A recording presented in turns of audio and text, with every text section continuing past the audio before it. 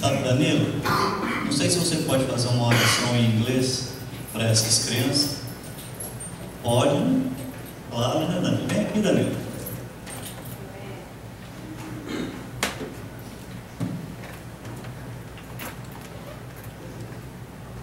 Vamos ver, quem sabe um deles quer orar hoje, né?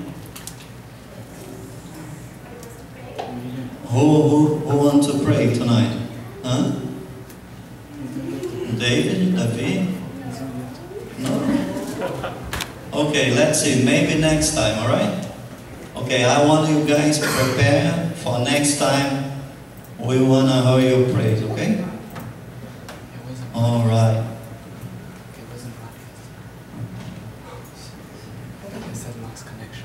Dear Heavenly Father, we take these kids in your hands and that they may be in your care and they grow up in your word, and that they can grow up in grace and in the knowledge that comes from you. Bless the teachers that are going to be with them and provide you the knowledge that comes from your word and from your mouth. And bless the parents of these kids that they may teach them to grow and walk in the path of the Lord. Bless the pastors of this church so that they may lead these kids to grow good lives in your presence, and that everybody in the future can also look at these kids and see how much they have given to you and how much you have given to them. In the name of Jesus, amen. Amen. Glória a Deus.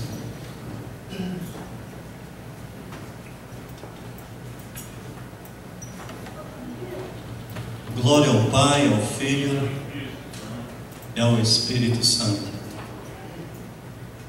Está conosco nessa noite nosso brother John.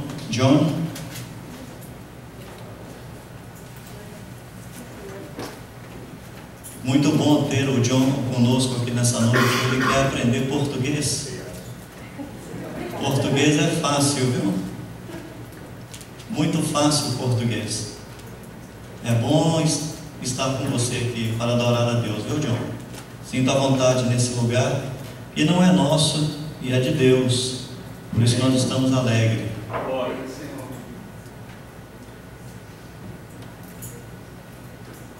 Abra a sua Bíblia, por gentileza.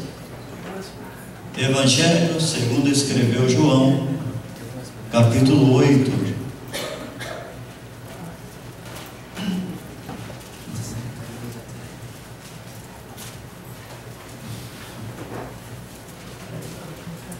Evangelho segundo escreveu João, capítulo 8.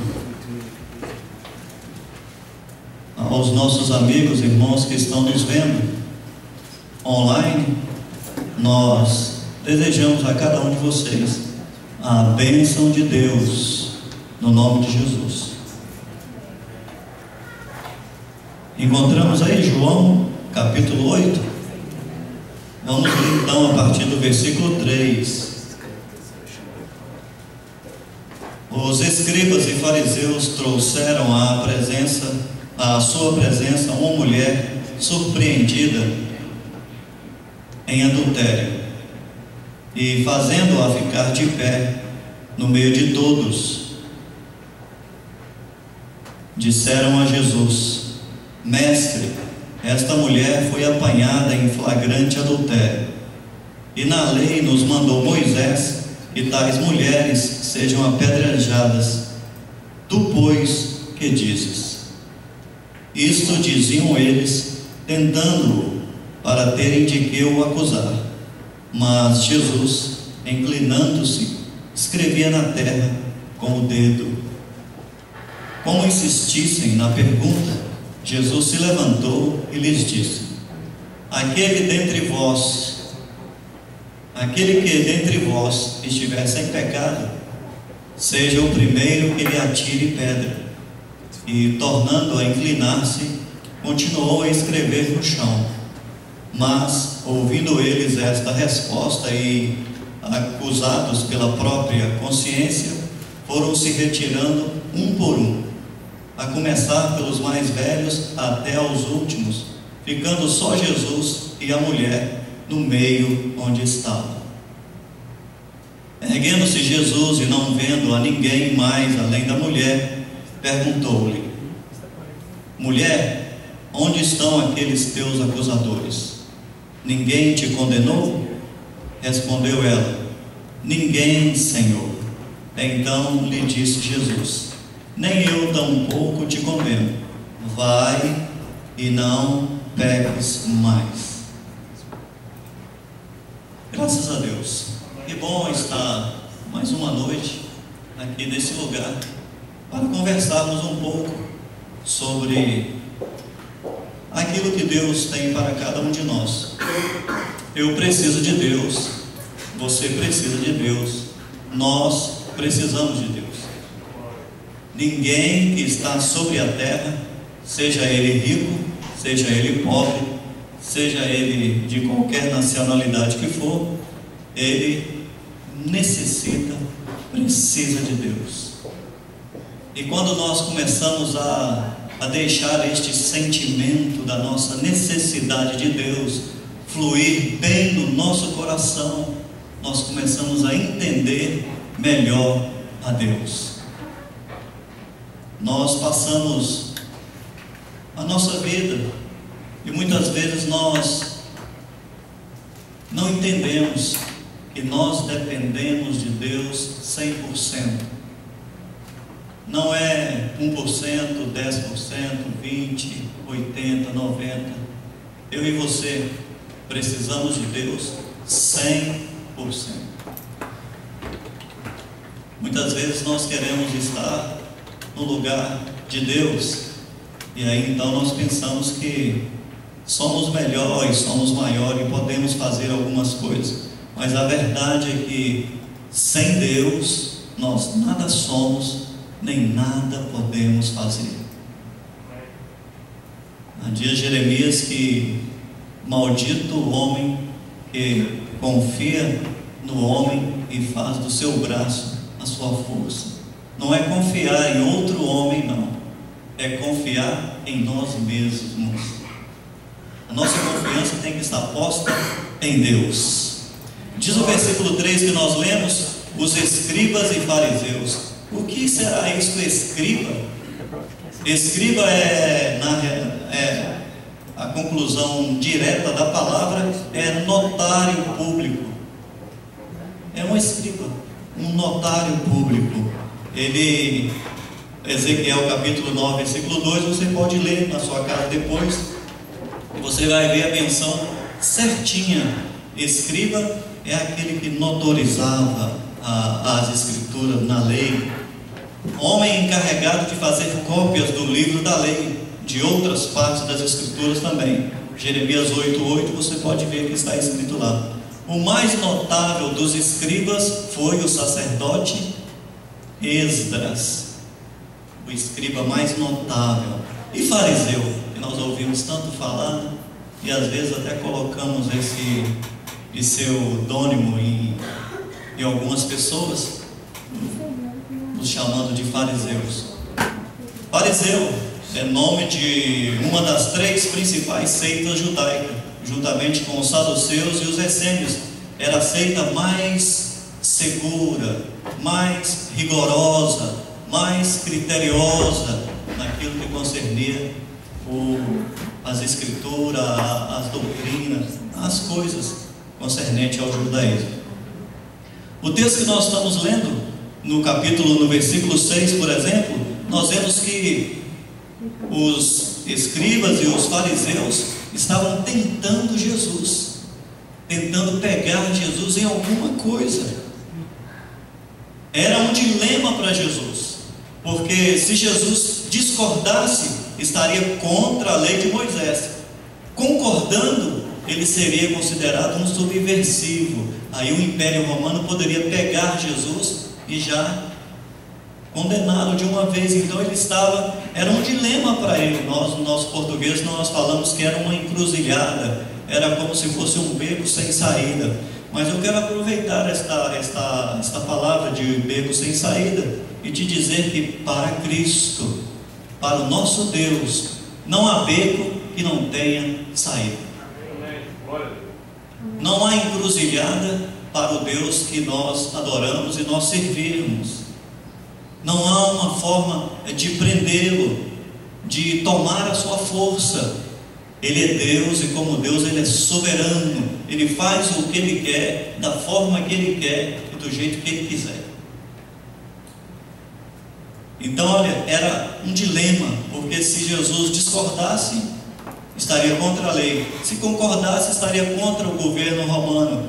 E também seria contra os pecadores. E Jesus veio para salvar os pecadores. Quem são os pecadores?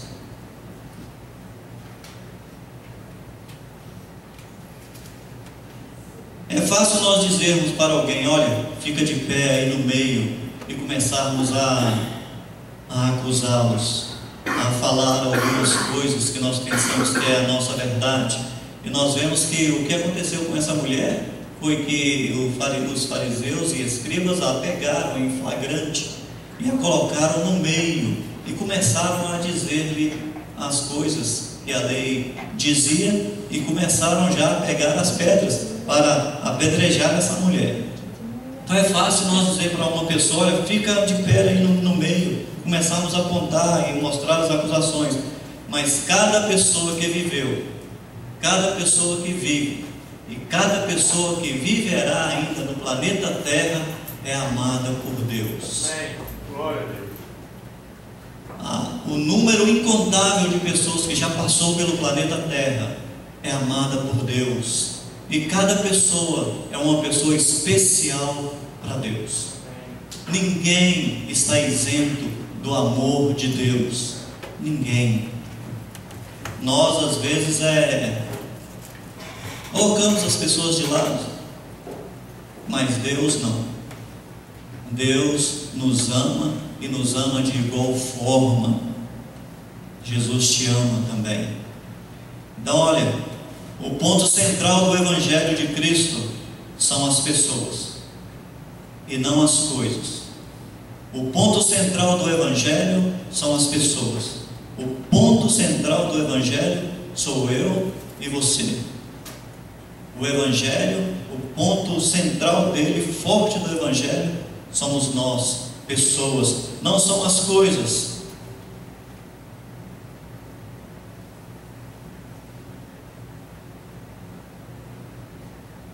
As pessoas são mais importantes do que religião.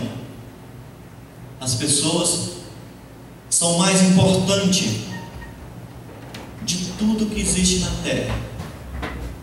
Foi exatamente por isso que Deus se preocupou conosco e mandou o seu único Filho para nos salvar, porque nós somos importantes como pessoa. Jesus, quando chama alguém para o meio, é para abençoar.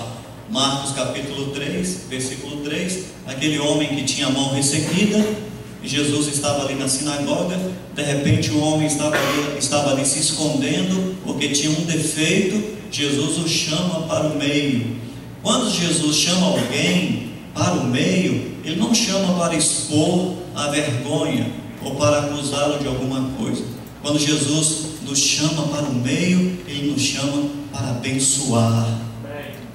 Jesus, quando te coloca no meio, é porque Ele quer te abençoar. É o contrário dos fariseus, é o contrário dos escribas, é o contrário da religião estabelecida. Jesus, quando te coloca no meio, Ele sabe que você tem uma necessidade e Ele pode fazer o milagre que você necessita. Então olha, quando Jesus chamar você, não se preocupe, Ele tem uma bênção muito especial para realizar na sua vida. João 3, capítulo 16, porque Deus amou o mundo de tal maneira que deu seu Filho unigênito, para que todo aquele que nele crê não pereça, mas tenha a vida eterna. Preocupando com você, preocupando comigo, preocupado com as pessoas. João 3,17 também diz assim: olha, porquanto Deus enviou o seu Filho ao mundo, não para que julgasse o mundo, mas para que o mundo fosse salvo por Ele. O mundo não é o planeta Terra, apesar de que Deus quer salvar também o planeta Terra. Mas o mundo aqui falado somos as pessoas que constituímos esse planeta. Deus se preocupou conosco de uma tal forma que Ele não se deteu e enviou o único filho que Ele tinha para nos salvar. Isso é pouca coisa? E às vezes nós estamos querendo tantas coisas, sendo que uma só nos basta. O que é que foi que Jesus disse para Marta, quando Jesus foi visitar ali a aldeia de Betânia? Marta, Marta, tu estás preocupada com tantas coisas, mas uma só te é necessária, é Jesus. Jesus é o mais importante de todas as coisas. João capítulo 12, versículo 47 e 48, diz assim, olha: se alguém ouvir as minhas palavras e não as guardar, eu não os julgo, porque eu não vim para julgar o mundo, e sim para salvá-lo. Jesus, em suas próprias palavras, Ele diz, olha, se alguém ouvir as minhas palavras e não as guardar, eu não os julgo, porque eu não vim para julgar o mundo, e sim para salvá-lo. Quem me rejeita e não recebe as minhas palavras, tem quem o julgue. É a minha palavra que o julgará. Lucas capítulo 19, versículo 10 diz assim, olha: porque o Filho do Homem veio buscar e salvar o que se havia perdido. O Filho do Homem veio buscar e salvar o que se havia perdido. Deus se preocupa com você, Deus se preocupa conosco de um ponto tão extremo que Ele não vê nenhuma dificuldade em entregar o mais precioso que Ele tinha, o próprio Filho, Jesus. Porque eu e você estávamos perdidos. Quando se perdeu o homem lá no paraíso, quando Adão desviou-se do caminho, nós desviamos também do caminho. Então estávamos perdidos, sem Deus e sem Jesus. E aí Deus pega o melhor que Ele tem nas mãos para nos colocar de novo no caminho. João 14,6, Jesus diz assim, olha: eu sou o caminho, a verdade e a vida. Não tem uma outra forma de chegar ao Pai, senão pelo caminho estabelecido pelo próprio Deus, para mim e para você. Você é abençoado, porque Deus já te abençoou. Nós somos fortalecidos, porque Deus em Cristo Jesus já nos fortaleceu. Não há nada melhor do que ter um irmão igual nós temos, o Cristo ressurreto, o Cristo que venceu a morte, o Cristo que venceu as trevas, o Cristo que não vê empecilhos para te alcançar. Essa mulher que nós estamos lendo aqui, ela foi pega em flagrante adultério. A lei diz e dizia que ela deveria ser apedrejada até a morte. Mas o Filho de Deus, que me ama, e ama você também, e ama todos que estão aí do lado de fora, Ele interviu, Ele se aproximou, Ele se apresentou, dizendo o que deveria ser feito com aquela mulher.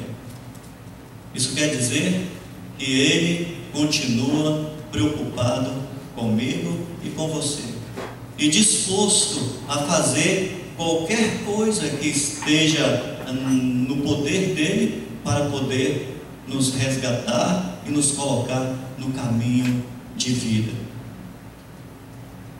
Satanás, ele veio para matar, roubar e destruir. João 10:10. Mas o Cristo ressurreto, o Cristo que venceu o pecado, Ele veio para dar vida, e uma vida gloriosa, uma vida de caminho abundante. Toma posse disso nessa noite. Eu sei que nós não somos a mulher pega em adultério, mas nós pecamos também contra o nosso Deus. E João diz na sua carta que nós temos um intercessor que intercede por nós. Eu e você estamos seguros na mão de Deus, seguros na mão de Deus, em Cristo Jesus. Lucas capítulo 15, versículo 11 a 32, a Bíblia, a palavra de Deus, nos fala sobre o filho pródigo, aquele filho que estava no bem bom com o pai, aquele filho que estava aproveitando de todas as coisas com o pai, tinha tudo com o pai, mas de repente ele resolve sair da casa do pai e foi para longe, pegou a sua herança e foi gastar a sua herança. Mas de repente lá, gastando a herança e vivendo de todas as formas, acabou-se tudo e ele começou a passar muita dificuldade ao ponto de comer as comidas que se davam aos porcos. Então ele se lembrou da casa do pai. Jesus veio para nos restaurar e nos trazer a lembrança que há uma casa gloriosa do Pai à espera, a nossa espera, ou à espera de nós outros, a nossa espera. Jesus veio colocar em nosso espírito novamente esse desejo de que há uma casa do Pai esperando por nós. Há uma casa gloriosa te esperando. Há algo especial de Deus nos esperando. Por quê? Porque Jesus, Ele é o caminho dessa esperança que Deus colocou no nosso coração. Então o filho pródigo, ele estava lá, mas o pai estava esperando a volta dele. O pai, ele não desistiu, ele ficou lá esperando até que o filho voltou. Deus, Ele está marcando uma festa muito grande para o dia da redenção final, o dia que nós estivermos diante do Pai, naquele banquete glorioso, e Jesus sentado à cabeceira daquela grande mesa. Jesus, Ele te ama. Mateus capítulo 9, versículo 10, vamos ver aí. Mateus 9, 10.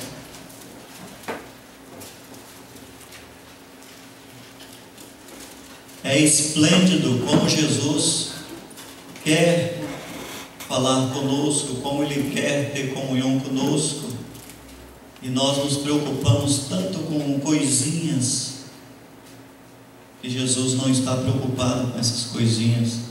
Capítulo 9 de Mateus, versículo 10, Mateus capítulo 9, versículo 10. E sucedeu que, estando ele em casa, à mesa, muitos publicanos e pecadores vieram e tomaram lugares com Jesus e seus discípulos. Ora, vendo isto, os fariseus, olha eles aí de novo, perguntavam aos discípulos: por que come o vosso mestre com os publicanos e pecadores? Mas Jesus, ouvindo, disse: os sãos não precisam de médico, e sim os doentes. Ide, porém, e aprendei o que significa misericórdia e não holocausto, pois não vim chamar justo, e sim pecadores. A misericórdia de Deus em Cristo Jesus, para mim e para você, é extraordinária. É extraordinária. Se nós fôssemos perfeitos. Está bem, mas nós não somos perfeitos.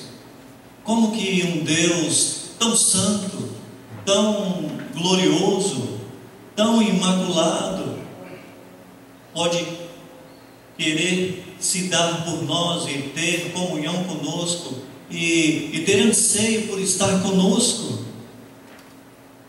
É porque Ele nos ama, e nos ama de uma forma incompreensível. O amor de Deus, nós não conseguimos compreendê-lo.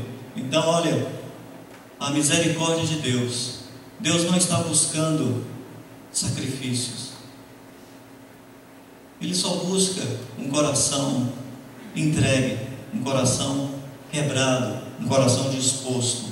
Nós lemos nessa manhã, por falar nessa manhã, nós tivemos um estudo muito bom, excelente, estamos seguindo a linha, excelente, e falamos sobre tentações, como vencer as tentações. O pastor Vidal falou nesta manhã, e foi muito legal, foi muito bom. Hebreus capítulo 4, versículo 15, está escrito assim, ó: porque não temos sumo sacerdote que não possa compadecer-se das nossas fraquezas, antes foi Ele tentado em todas as coisas, à nossa semelhança, mas sem pecado. Olha, Jesus foi tentado em todas as coisas, à nossa semelhança, mas Ele não pecou em coisa alguma. Aqueles homens que estavam ali com as pedras para atirar naquela mulher que foi pega em adultério, Jesus os pegou. E eu gosto quando Jesus nos pega, porque às vezes nós pensamos que nós estamos tão, e Jesus vem pelo seu Espírito e nos pega. E quando Ele nos pega, não tem quem tira da mão dele. Ele nos pega para falar, Ele nos pega para corrigir, Ele nos pega para nos abraçar, Ele nos pega para nos encaminhar, Ele nos pega para nos consertar. Ele nos pega e nos sacode de uma forma tão grande que é muito gostoso. Bom seria se todos nós deixássemos ser apanhados por este Cristo que venceu a morte. Então, olha, aqueles homens estavam ali para apedrejar aquela mulher, e de repente Jesus falou tranquilamente: ok, se algum de vocês não tem pecado, seja o primeiro a tirar a pedra. A consciência de cada um se condenou, e ninguém pôde atirar nenhuma pedra. E de repente, quem poderia acusar aquela mulher? Só Jesus, porque Ele é o único perfeito. Ele é o único perfeito que poderia acusar aquela mulher. De repente Jesus olha e vê. Olha, um detalhe. Eu não entendo se Jesus ficou olhando se as pessoas estavam saindo, ou se Ele continuou ali abaixado escrevendo.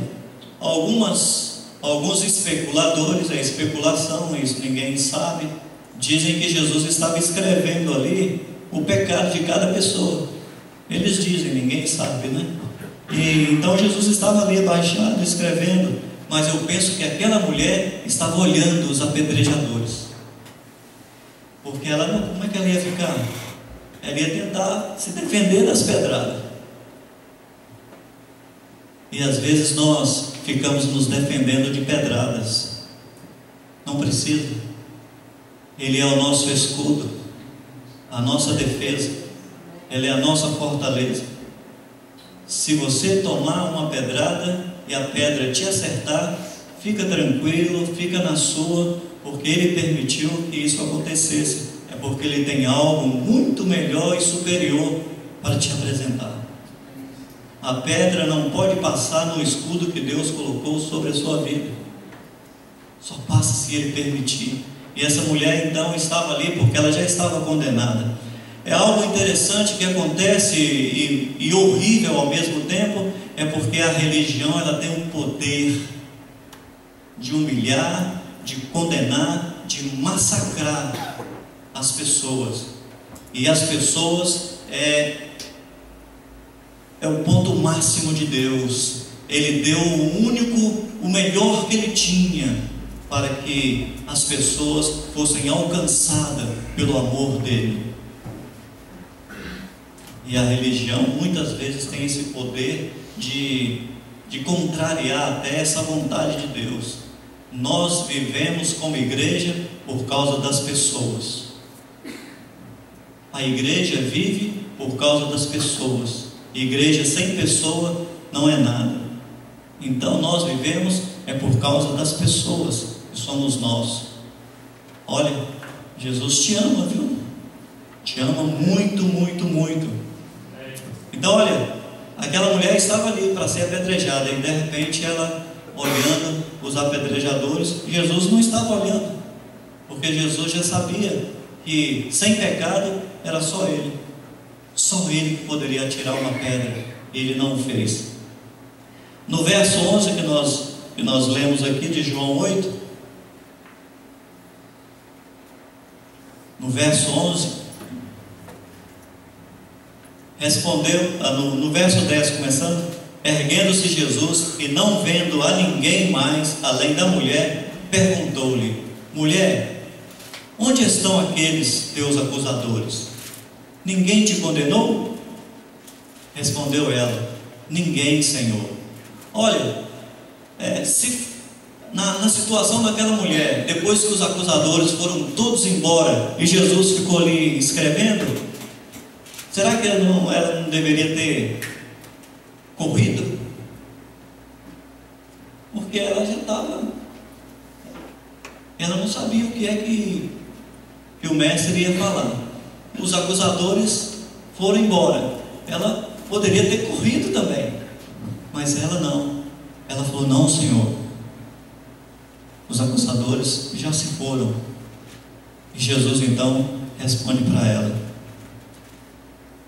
nem eu tampouco te condeno. Jesus não veio para nos condenar, Ele veio para nos dar a vida eterna. Atenção, com isso não quer dizer que Jesus estava apoiando o ato pecaminoso ou errado daquela mulher. Não, Deus abomina o pecado, Ele odeia o pecado, mas Ele ama o pecador. Jesus amou aquela mulher de uma forma tão imensa, que Ele a chama, a liberta daquilo e diz para ela: olha, vai, não caia mais nesse erro.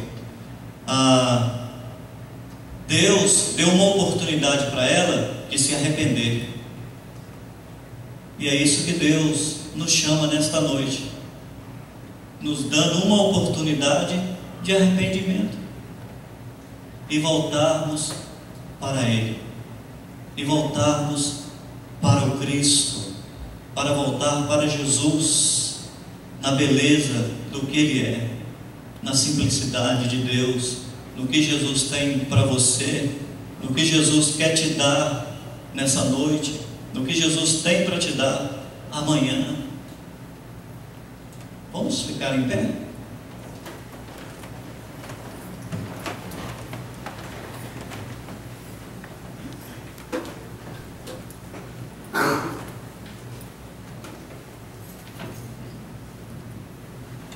É tão fácil nós nos reunirmos assim como igreja, mas essa mulher samaritana, ela estava diante de uma espécie de igreja para ser apedrejada, mas o Senhor da igreja se apresentou.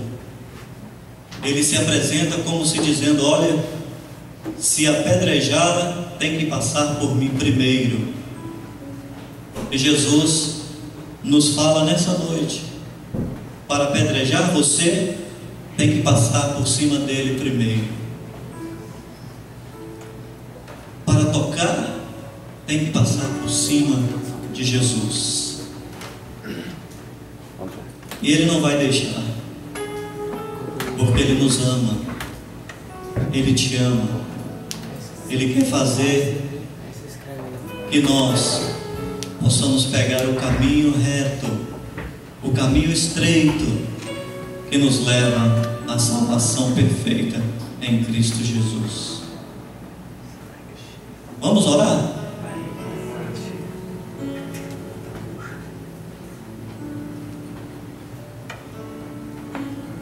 Há momentos que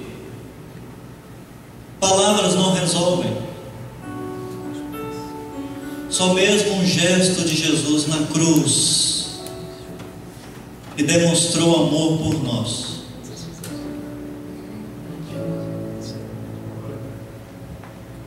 E muitas vezes nós passamos por esses momentos, e só um gesto de Jesus pode nos tirar desses momentos difíceis às vezes. Mas eu quero te dizer nesta noite que o gesto maior já foi dado por Deus. Ele deu a preciosidade máxima que Ele tinha no céu com Ele, por mim e por você. O mais belo que tinha no céu foi preparado por Deus, por mim e por você.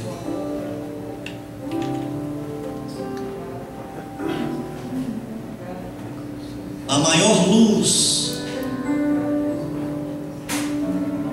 Ele enviou para que as trevas que habitavam em nós fossem desfeitas. E nesta noite Ele nos chama mais uma vez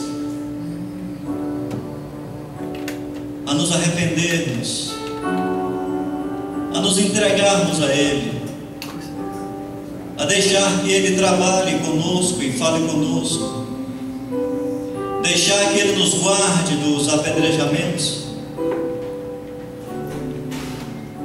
cuidar de nós. Ele é bom para conosco.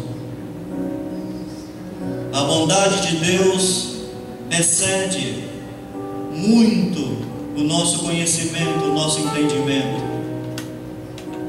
Mas eu quero te dizer que mesmo nós não merecendo, Ele continua nos amando e disposto a enfrentar os apedrejadores, se colocando na sua frente, para que a pedra não chegue até você. Jesus te ama. Deixa Ele te guardar de forma plena. Deixa Ele te conduzir de forma plena. Porque Ele te ama de verdade. Ele é o bom pastor. Ele diz por Ele mesmo que Ele é o bom pastor. E sendo o bom pastor, Ele dá a vida por você. Ele deu a vida por você, pensando no melhor, que é Ele mesmo para você. Deus, nós nos dobramos diante do Teu senhorio, da Tua santidade. Não há Deus melhor, não há Deus maior. Tu és o Senhor por excelência, de eternidade a eternidade. E nós, Senhor, como passageiros aqui por esta terra, queremos passar nas Tuas mãos, apreciando, Senhor, a Tua graça, a Tua glória, a Tua luz, a Tua condução sobre a nossa vida. Jesus, Tu disseste na oração sacerdotal que seremos guardados pelo Pai e que Ele nos livraria do mal e não nos deixaria cair em tentações. Nós, Senhor, recebemos a promessa da Tua bênção tomamos posse, Senhor, da Tua palavra e queremos, Senhor, usufruir, Senhor, do que ela tem para nós. Em nome de Jesus, toda força contrária, todo espírito maligno, toda força das trevas, todo poder antagônico, tudo que tenta, Senhor, contra a vida do povo que se reúne nesse lugar, contra a vida de nós e das nossas famílias, nossos parentes, nós clamamos no nome de Jesus Cristo de Nazaré, Tu que morrestes por nós, pelo Teu amor.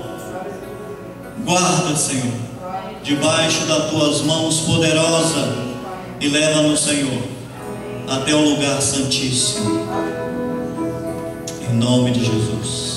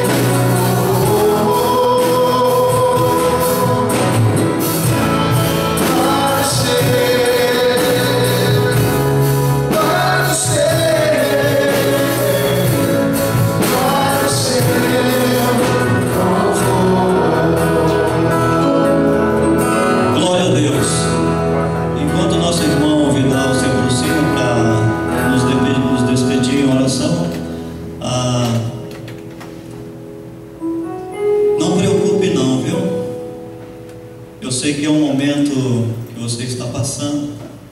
Eu sei que é urgente a decisão que você precisa tomar. Deus me falou aqui agora. É urgente a decisão que você precisa tomar. Como diz nossos irmãos americanos, don't you worry. Não preocupe. Prepara o que você tem que preparar. Deus vai te dar a direção. Amém? Deus é bom. Deus é bom e a sua misericórdia dura para sempre, né? Só lembrando você que quarta-feira nós temos nosso estudo. O pastor está ministrando uma série sobre jejum e oração. Dia 29 de setembro, às 8 horas, nós temos encontro dos homens. Não coloque na sua agenda. Continue orando pelo retorno em paz e segurança do nosso pastor. Amém? Deus, nós te agradecemos por este momento, pelo privilégio que nós estamos na tua casa. Obrigado pela tua palavra. Obrigado pelo teu cuidado para as nossas vidas, Senhor. Que possamos, ó Deus, meditar e viver, ó Deus, essa verdade da tua palavra para as nossas vidas, em nome de Jesus Cristo. Cubra a sua cabeça. O Senhor te abençoe e te guarde. O Senhor faça resplandecer o seu rosto sobre ti e tenha misericórdia de ti. O Senhor sobre ti levante o seu rosto e te dê a paz. Que a graça de nosso Senhor Jesus Cristo, o grande amor de Deus Pai e a doce presença do Espírito Santo seja com cada um de vós. E todos que creem digam amém. Quem disse amém, abrace alguém. E o culto continua aqui no nosso salão social. Para ser